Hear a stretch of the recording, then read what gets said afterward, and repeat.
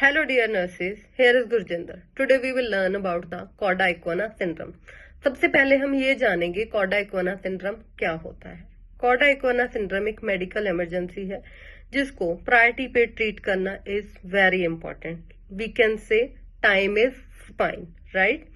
सबसे पहले हम ये जानेंगे कि हमारे कॉडा इक्विना क्या होता है। Cauda equina group of bunch of nerves होता है जो प्रेजेंट होता है lower part of the spinal cord में, जो किसी न किसी वजह से कंप्रेस हो जाता है।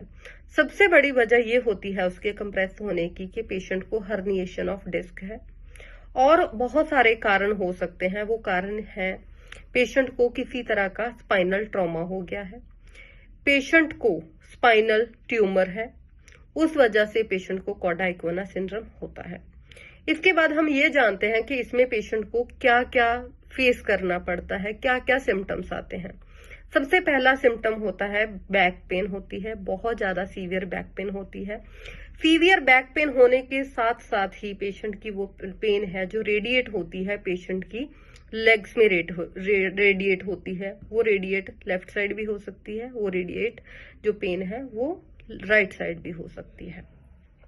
उसके साथ साथ हमारा पेशेंट क्या है कि अगर कॉडा इक्विना सिंड्रोम हो गया है तो हमारे पेशेंट का जो बावल एंड ब्लैडर कंट्रोल है वो भी खत्म हो जाता है। तो पेशेंट जो फेस करता है इनकंटीनेंस ऑफ यूरिन होता है उसको, और उसका जो ब्लैडर पे भी उसको कोई कंट्रोल नहीं रहता है।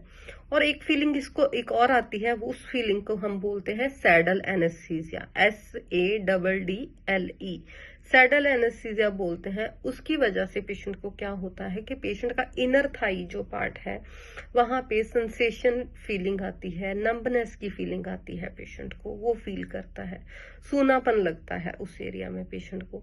इसको ट्रीट करने के लिए, इसको मैनेज करने के लिए और इसको डायग्नोस करने के लिए सबसे पहले हम जानेंगे किस चीज से हम इसको डायग्नोस करते हैं। इसका गोल्ड स्टैंडर्ड डायग्नोस्टिक टूल जो है वो है क्या है, दैट इज MRI करते हैं हमारी स्पाइन की।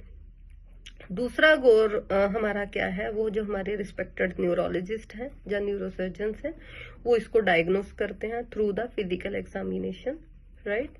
और पेशेंट जो अपनी कंप्लेंट खुद बोल के बताता है कि हाँ मैं ये फील कर रहा हूँ, उस subjective data and objective data से भी पेशेंट का डायग्नोस किया जाता है। और इसको ट्रीट करना बहुत इंपॉर्टेंट है। इसमें पेशेंट की क्या है सर्जरी की जाती है, that will be decided by the neurosurgeons कि कौन सी सर्जरी होनी है according to patient condition, according to patient's age and everything, right. So we need to treat as a medical emergency. और